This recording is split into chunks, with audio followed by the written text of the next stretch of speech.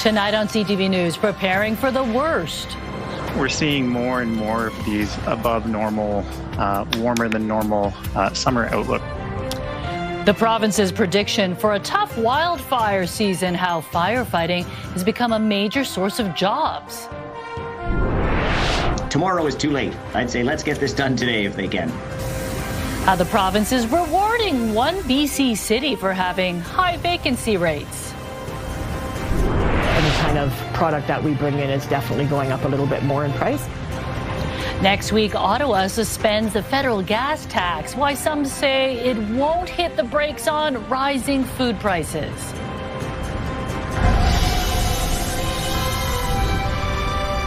This is CTV News with me, Jung Lee.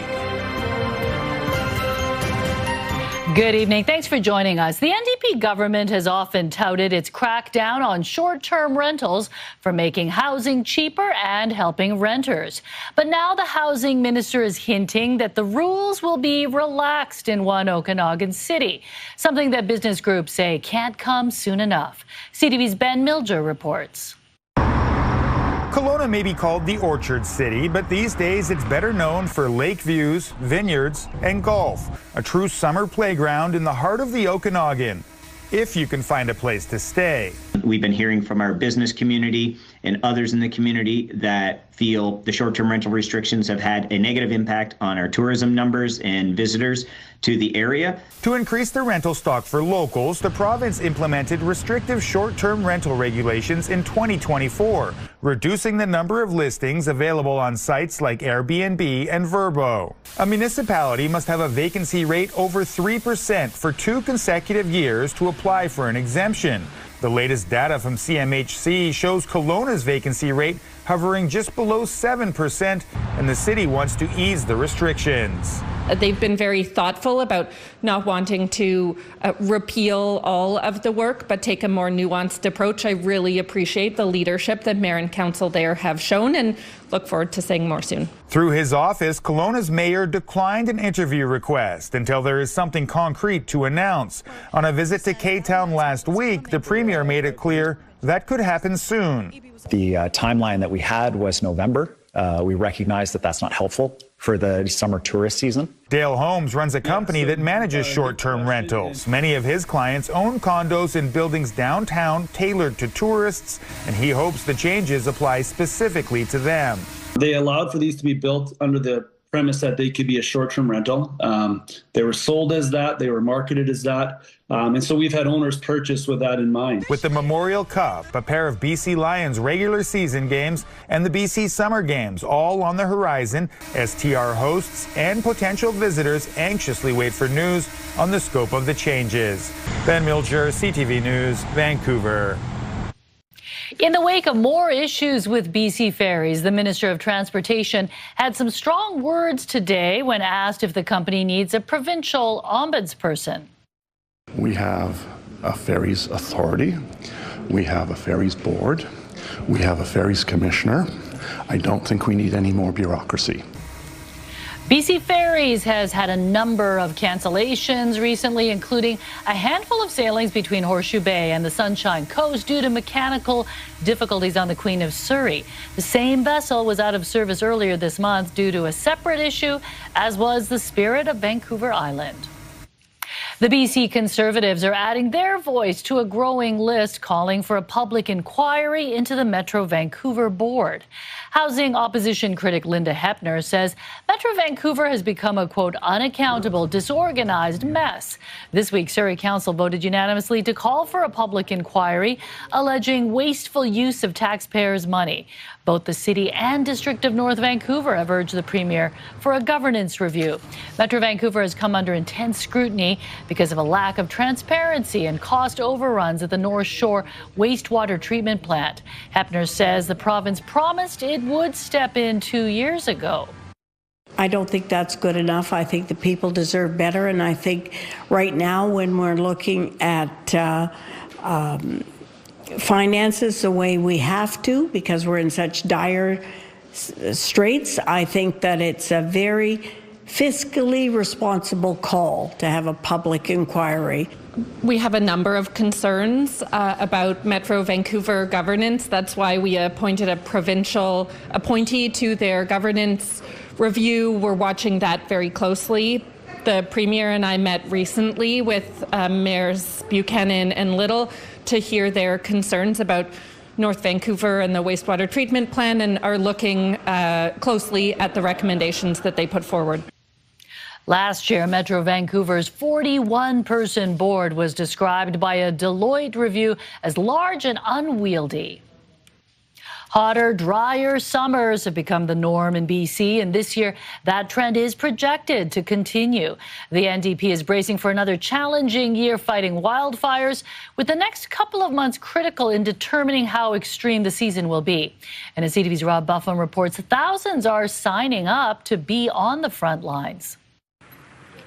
While there's no fires like this yet, a handful have already sparked across BC, primarily as grass fires. And the province says it's expecting a warmer than usual spring and summer and preparing for the worst. Some of the most challenging climate emergencies in our province's history have happened in the last 5 years. Experts say how much rain we get between now and June will play a major role in how badly drought, wildfires, and flooding hit the province. Regardless, despite a record deficit, the government insists it has the money to respond. When it comes to emergencies, British Columbia will spend what is necessary to keep people safe. The snowpack was near normal this year and higher than 2025. But there's great variation from one part of the province to another. The atmospheric river that doused much of BC last month landed as rain in swaths of southern BC, including Vancouver Island, melting the snowpack, increasing drought and ultimately wildfire concerns.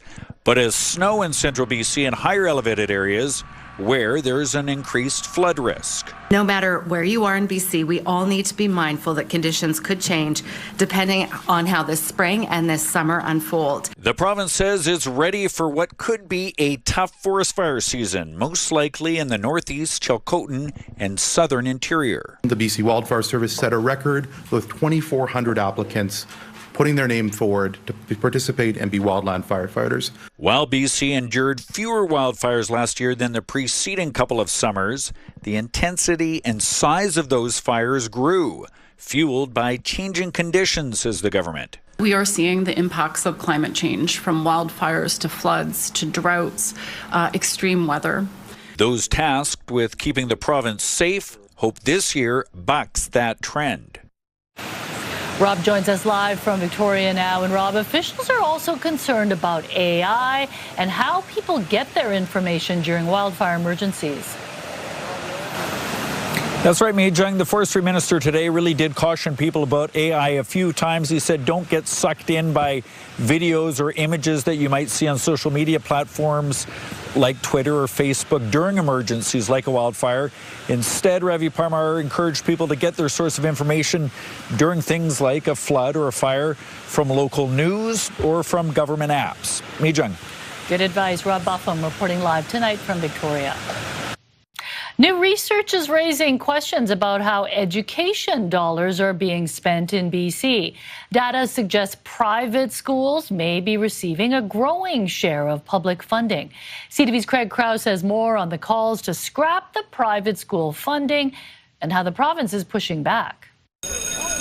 Whether it's public school or private, education is paramount for many BC families. But new research suggests private schools may be getting more than their fair share of provincial funding. 6 of the last 10 years, we've actually seen public funding for private schools increase faster. The Canadian Centre for Policy Alternatives, a left-leaning think tank, found that between 1999 and today, public school per pupil spending increased by 32%, inflation adjusted, while private school funding rose by 50%.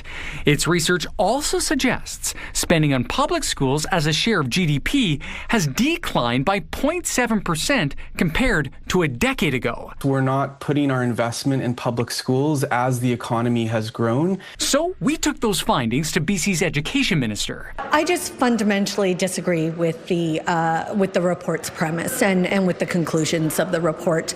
We've increased funding for public education year over year over year. We're now at $8.3 billion. That's an increase from $5 billion when we formed government in 2017. Bear says private school students make up just over 13% of K-12 enrollment and receive about 6% of total funding. Really, this is about choice for families. But the question of whether private schools should receive any public funding is nothing new. 59% of respondents said they would vote to end public funding for accredited private schools. That from a survey in Alberta last year, where a majority said they would support scrapping private school funding. A debate that continues here in BC, where the province made it clear Thursday that funding model is here to stay. But Longhurst questions whether taxpayers should be footing the bill. It really doesn't make sense to continue funding private schools with public dollars at a time when public schools are really not even keeping their head above water. Craig Crow, CTV News, Vancouver. Just ahead, ducks in danger because of fishing line that has been tossed aside at Coquitlam's Lafarge Lake. What's being done to protect wildlife? We'll have that story in just a moment. But first, it is 6:10. And if you happen to be up on the local mountains like grouse, here's the shot that you would see, the grouse camera showing a sunny downtown Vancouver. Caroline's here. It was chilly, though, this morning, and then the sun came out. It was near freezing overnight, yeah. John. Yeah, a little chilly start to the morning, but a delightful sunny day. The seawall was packed. People were happy, and it's a nice spring day. Let's take a look at the current temperatures. It is 12 degrees in Vancouver, 9 in Surrey, 11 in Abbotsford, hovering right around average.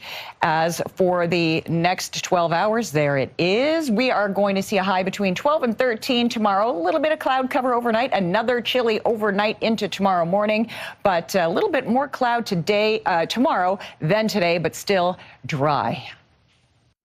So we don't need the umbrellas just yet, Mi-Jung, just yet. All right, thanks a lot, Thank Caroline. You.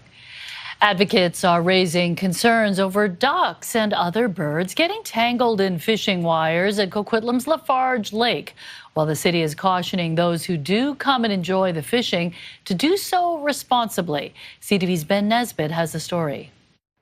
At first glance, the lake looks peaceful. Water glistening in the sun, birds floating along the surface, a picture of natural beauty.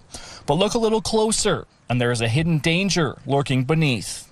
There's bound to be more fishing line and hooks and other debris in the water. Jane Thompson spent years as a member of the Wildlife Rescue Association of BC and now volunteers.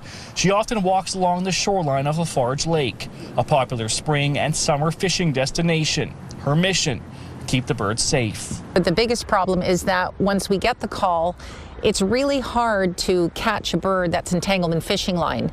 The lake is stocked with rainbow trout from March to November. The city says it's aware of the concerns and at least one injured animal.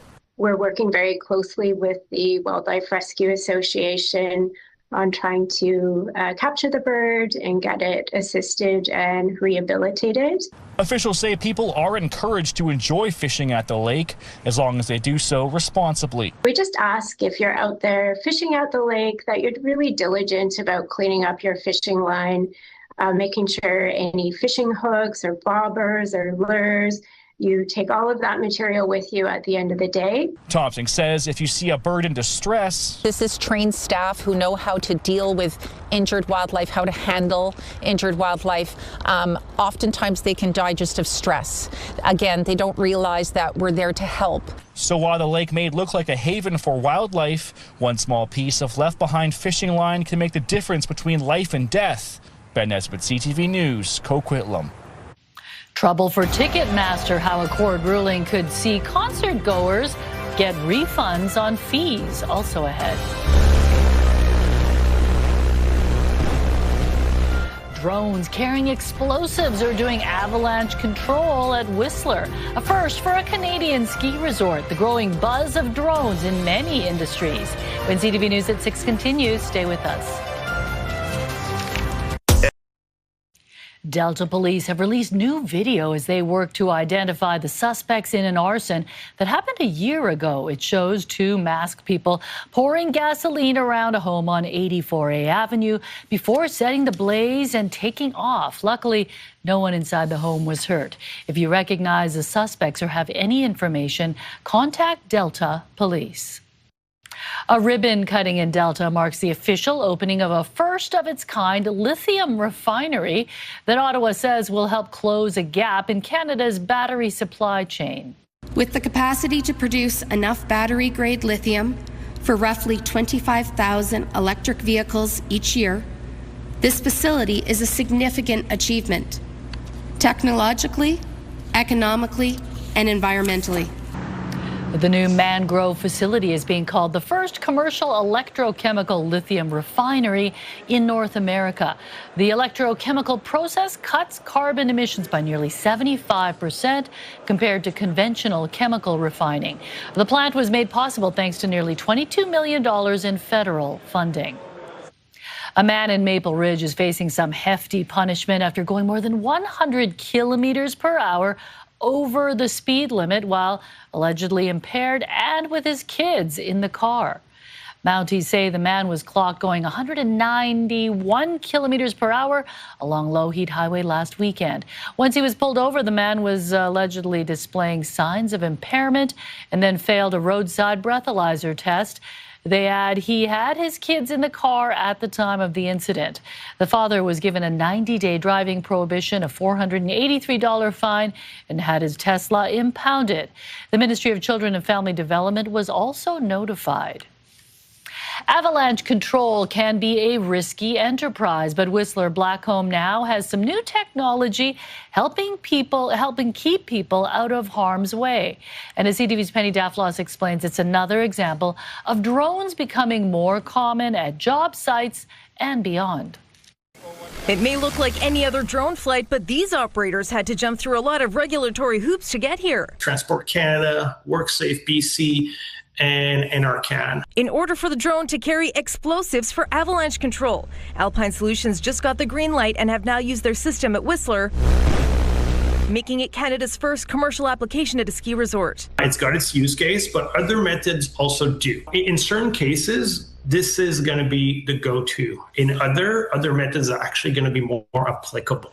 So, it's very much a case of, okay, we got a new tool to do our job with. Drones are becoming a lot more common in daily use in our province. Vancouver's Maritime Museum had hands-free cleanup last month. On Vancouver Island, they continue to run test flights exploring the feasibility of UAVs for medication and test sample delivery on Gulf Islands and in smaller communities. Thinking about the drone delivery solution is a really exciting one for us. And it's not just mundane purposes. Coquitlam Fire Rescue used drones alongside ground crews on the treacherous search for a missing woman in a mudslide in the fall of 2024. Terrain was quite difficult. Deep mud in some places, water still running through the incident, and hard to access. And while police departments like the VPD have their own fleet, now upwards of 20 drones. We have a full-time sergeant and a full-time unit with 4 full-time operators. Other companies will hire licensed experts to do the work for them, which is highly specialized in the case of Alpine Solutions. We're going to be taking that to our other commercial clients, like railway, industry, mining. These are all potential customers. For a BC company eager to grow. Penny Daflos, CTV News, Vancouver. Some hope for peace in the Middle East. The U.S. says Israel and Lebanon have struck a deal. What it could mean for the conflict in Iran. Any kind of product that we bring in is definitely going up a little bit more in price. And Ottawa's gas tax break was supposed to save Canadians money starting next week, but don't expect savings at the grocery store. We'll tell you next. More than 500,000 people are expected to turn out for what organizers say is the largest Vaisakhi parade in the world. Whether or not you're not planning to be part of the crowd in Surrey on Saturday, there is lots going on this weekend, and we've got a full list of fun things to check out on our website, ctvnewsvancouver.ca. U.S. President Donald Trump says Israel and Lebanon have agreed to a 10-day ceasefire following a conversation with the leaders of both nations. We're going to be meeting with Bibi Netanyahu, as you know, and the president of Lebanon, and I had a great talk with both of them today. They're going to be having a ceasefire, and that'll include Hezbollah.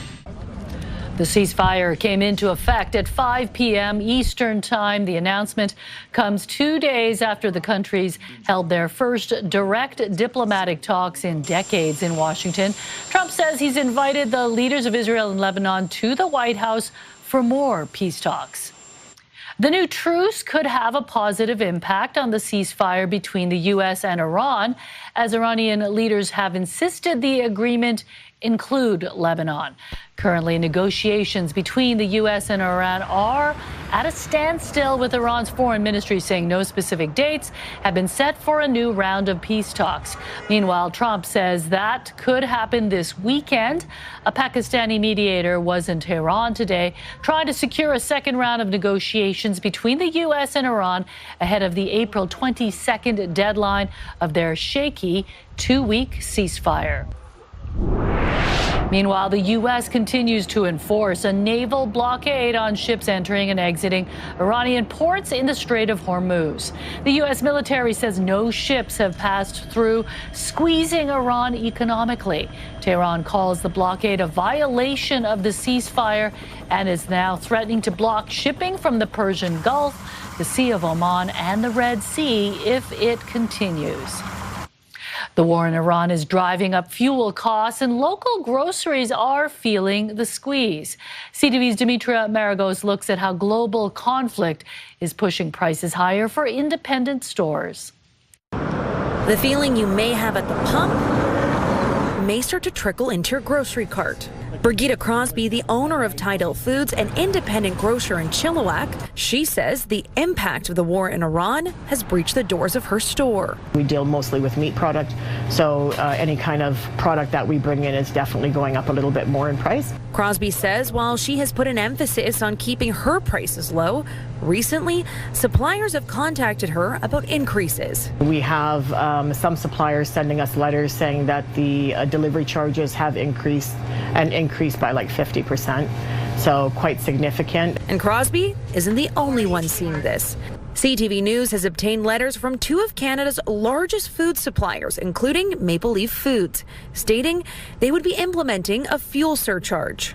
Ottawa recently lifted the excise tax until Labor Day, but experts say it may not bring the relief that consumers and business owners are looking for.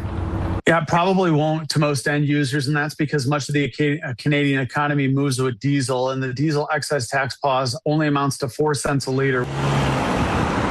The Canadian Federation of Independent Grocers says its members don't want to increase prices, but they have to survive. If you don't, you're just not going to be an independent grocer. You're going to be an out-of-business grocer. For Crosby, she says she will shoulder the cost for now, but says changes need to be made. I think the changes have to come very quickly because it's happening very quickly the opposite direction. Dimitra Maragos, CTV News, Chilliwack.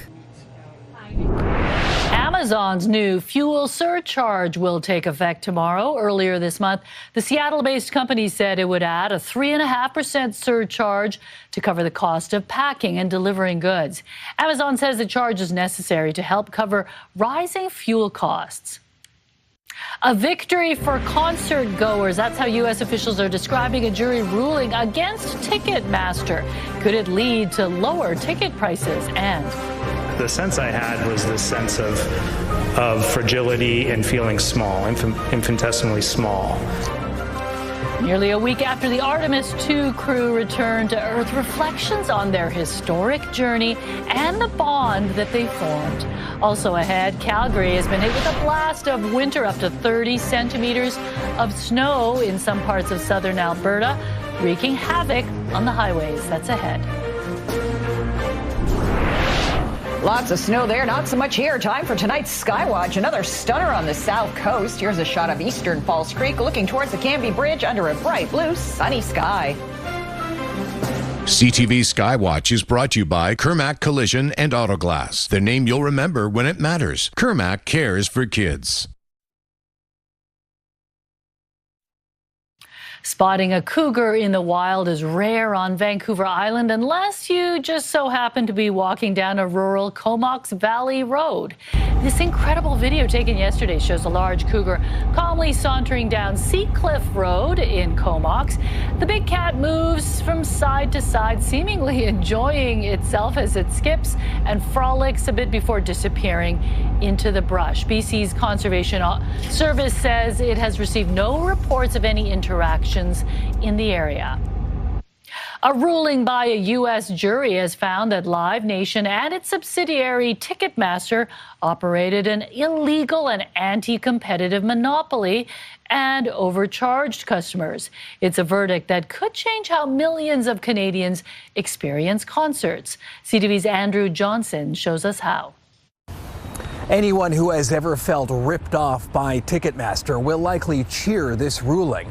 But in order to find out what will change, we need to wait for the encore. Welcome to the Eras Tour. The Taylor Swift Eras Tour ticket fiasco partially fueled the lawsuit, and the decision by the New York jury could be a devastating blow to massive concert promoter Live Nation. This is a good day for concert goers.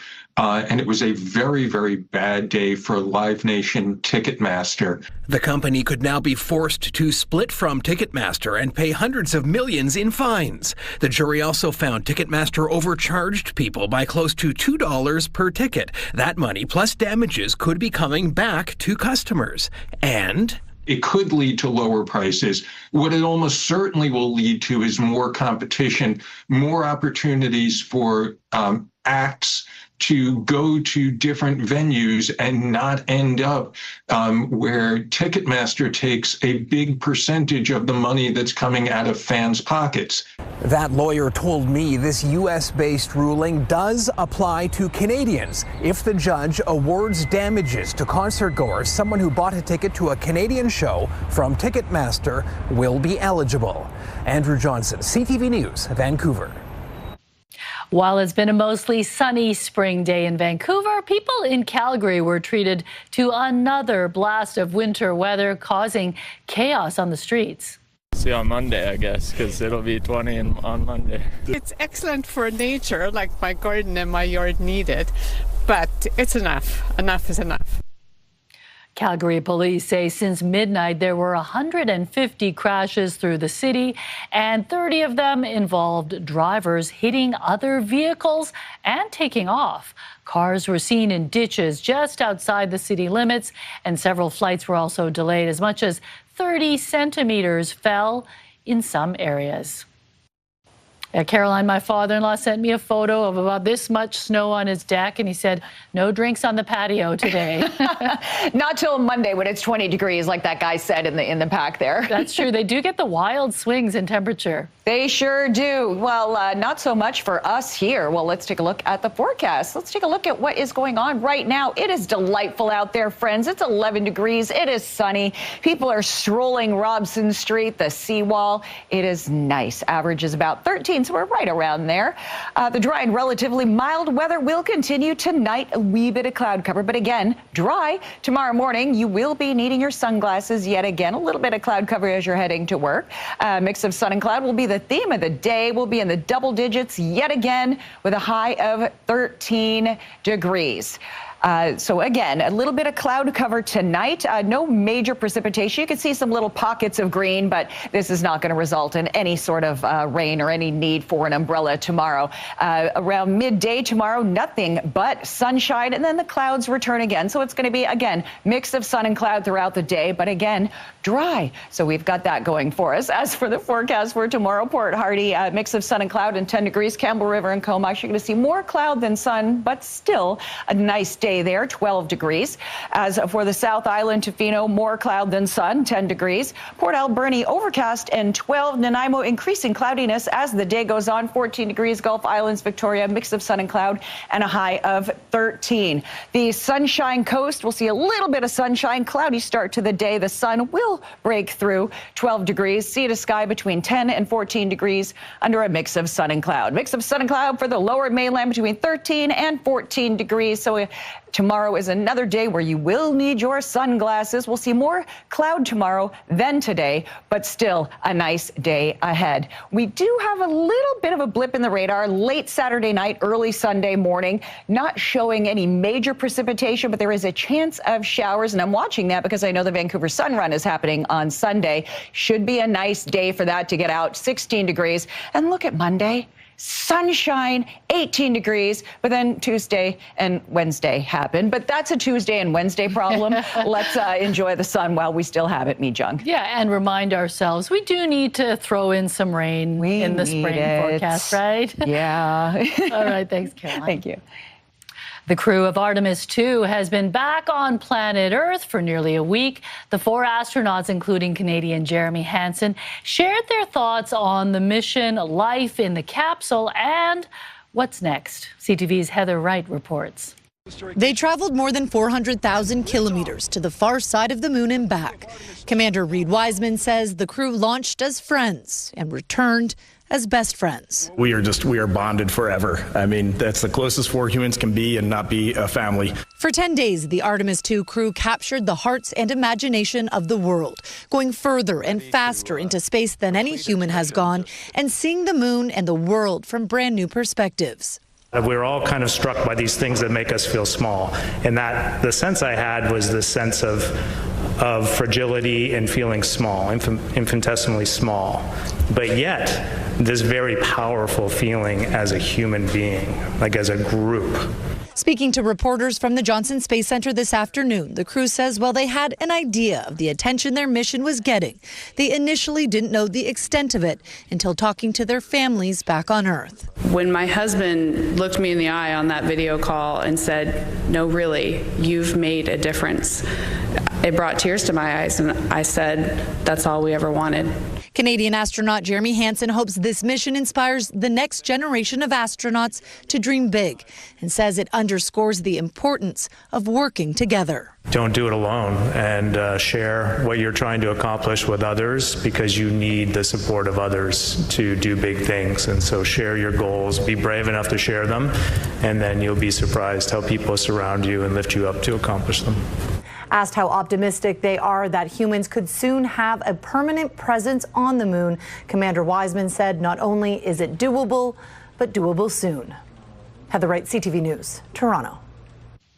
Home prices are down, but one real estate company says there may be signs of a spring turnaround in our sluggish real estate market. And there's no protection for the business. Details of a chargeback scam targeting businesses, the merchants unaware that criminals are using stolen credit cards. You're watching CTV News at 6.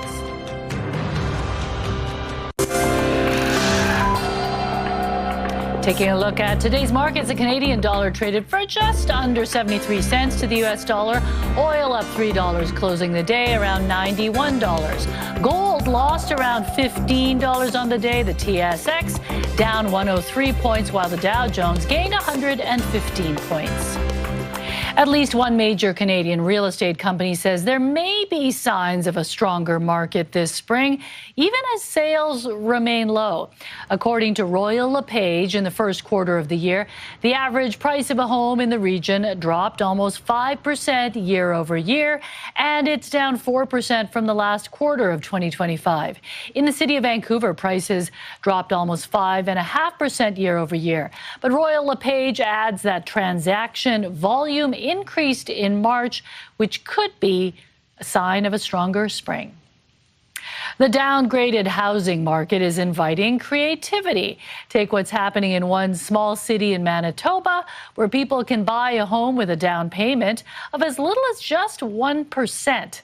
In Steinbach, which has a population of just 17,000 people, more than 500 homeowners have been able to take advantage of this offer. Construction of these homes began in 2017, and there are more being built in and around the city limits. The developer who is behind making this all happen says it's an idea he came up with almost 2 decades ago.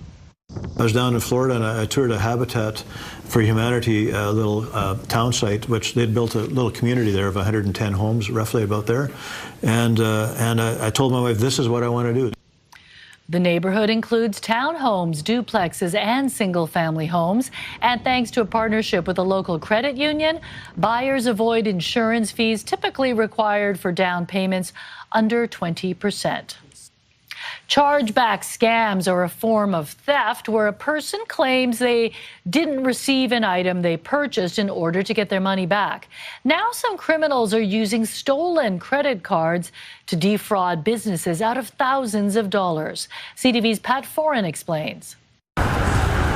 Lemon and Lavender is located in Bloor West Village and is a shop that sells adult gifts, toys and books for children, and greeting cards. What are these things? They're very cute. Yeah, so they're Jellycat. They are the #1 plush toy in the world. Owner Christina Kodiatis says it was almost Christmas, a busy time for her store, when someone called in to order larger versions of the plush toy. It was an elderly British woman that said she needed to purchase some gifts for her grandchildren to go back to the UK. The first order was for just over $2,100, and she paid with a credit card over the phone.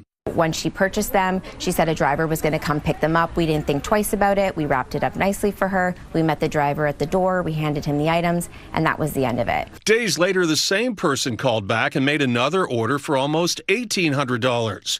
Everything seemed fine, but the following month, the credit card company issued a chargeback saying the credit card that was used was stolen. Corner Card told CTV News, "Our customer has no connection to Canada and confirmed he did not carry out the transactions in question. The transaction is fraudulent, which is why chargeback proceedings were initiated." Kodiatis is now owed almost $4,000. We are not dealing with the person on the other end of the card. We're dealing with an unknown figure of who placed the order. With chargeback fraud, retailers lose the purchase amount, the merchandise itself, they must pay shipping fees, they're penalized by the payment processor, and waste time fighting fraud.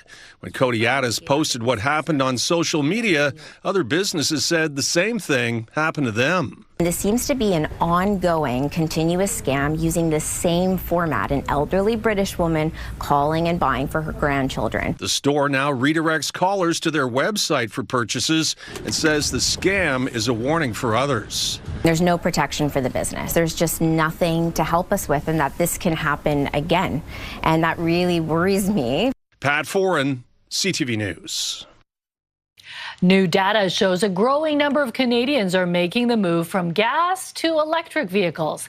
Statistics Canada finds that in February, EV sales increased by more than 40% over the year before. The sale of new passenger cars dropped nearly 4%. The data was captured before the war in Iran sent gas prices soaring, and just as Ottawa was introducing incentives to reduce the costs of EVs. We've seen an upward trend in the past already, and I think we're continuing through that. Certainly with gas prices the way that they are now and the EVAP incentive on top of that, I think we're going to see continued interest as things move forward. But experts say massive investment is needed in the energy grid and in charging stations.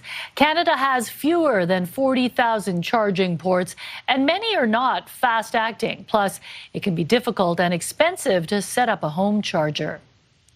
Just days before the anniversary of the Titanic disaster, a UK auction house is selling a life jacket worn by one of the doomed ship's survivors. Details ahead. Plus, Carlos and the Eagle. Adam finds out why a Victoria man ended up waiting 2 days and countless hours to take a perfect picture. Next on the Sawatsky sign-off. Right now, here's a preview of your morning, Vancouver. On Your Morning Vancouver, a closer look at the bedroom gap. Why does intimacy change midlife, and what can you do about it? Also, the economic case for preventing gender-based violence. More on a new report that looks not at the cost of taking action, but the price of failing to do so. And we'll meet the cast of Shrek the Musical, now playing at the Royal City Music Theatre. We'll see you in the morning.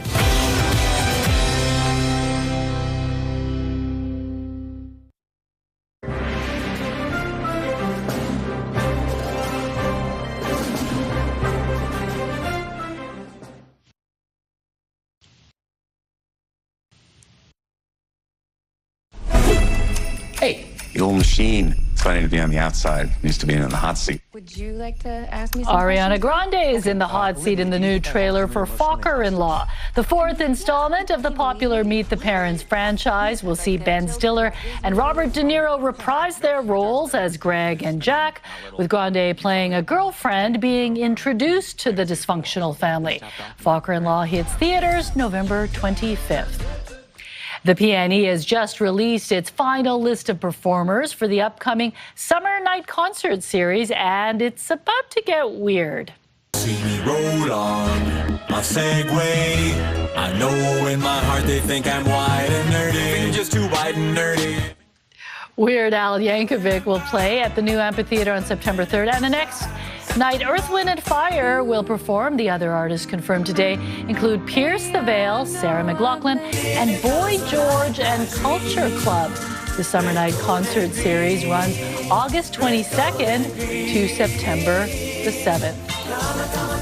This year. I know. I'm kind of interested in going to the Culture Club. I was going to say that. I want to go see Boy George. So we'll have to compete for tickets. They go on sale April 20th. I think it'll sell out. You can get pre-sale on Sunday, though, if you sign up. Okay, good. Now that I've told everyone at home, too. Okay, now we're competing with all CTV viewers. Okay, a life jacket worn by a survivor of the Titanic will be up for grabs this weekend. The jacket from the 1912 tragedy will be auctioned off in the UK and is expected to fetch up to $650,000 Canadian. It was worn by a first-class passenger on the historic liner, which sank 114 years ago this week. The jacket is signed by the survivor and others who were rescued in lifeboat number 1. Wow. Obviously, it worked, that life jacket, right? What are you going to do with it if you get it? Frame You're it. going to wear it around the house? Yes, and sell it again in a few years. Yeah, That's what you're exactly. going to do. Okay, we'll get to the Sawatsky sign-off in just a moment. But first, Lauren, what's coming up tonight in the late news? Mijung, some big changes could be coming to Michael J. Fox Theatre in Burnaby. And there are some big concerns from community theatre groups. We have more on that proposal and the possible impacts on the community it could have. And the days of mail right to your door will soon be over for thousands of residents in Metro Vancouver and the Fraser Valley. We'll have more on where the shift to community mailboxes is rolling out and when it is set to begin. Yeah, controversial move for sure. All right, thanks, Lauren. Finally, Adam meets a world traveler who now calls BC home and didn't let a lost memory card stop him from enjoying his passion for photography on tonight's Encore Sawatsky sign-off.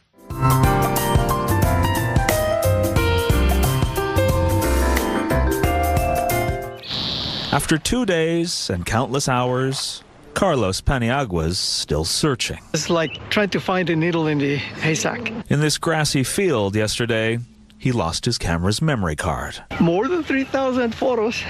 While the amateur photographer's phone is filled with pictures he's taken of all sorts of other animals, the memory card featured just one. Well, it felt very bad. Because Carlos has been waiting here for almost 6 hours to take a picture of a bald eagle.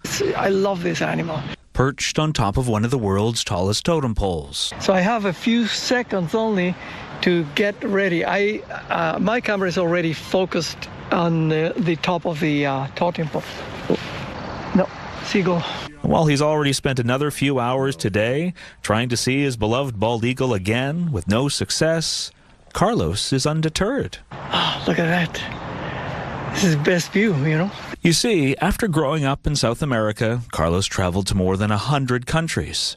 Basically all the wonders of the world. And says that after also visiting all our provinces and territories, Canada is by far the best. This is it? This is it. I live here. So even if the top of the pole stays empty, Carlos's heart remains full. And they're actually not my... Oh. The eagle flies past the pole. Wow, look at that. Before circling back. It's coming. And landing right where Carlos had focused his camera. It's an honor to photograph these magnificent animals. And while he's certainly grateful to have got the shot, Carlos says just being here with that bird in this place is what makes him happiest. Feels like nothing else. You already lived the most wonderful moment, not with your camera, but with your eyes and your memory. And when you take a moment to really relish what can't be contained on a card, you'll find wonderful memories can never really be lost. Adam Sawatsky, CTV News, Victoria.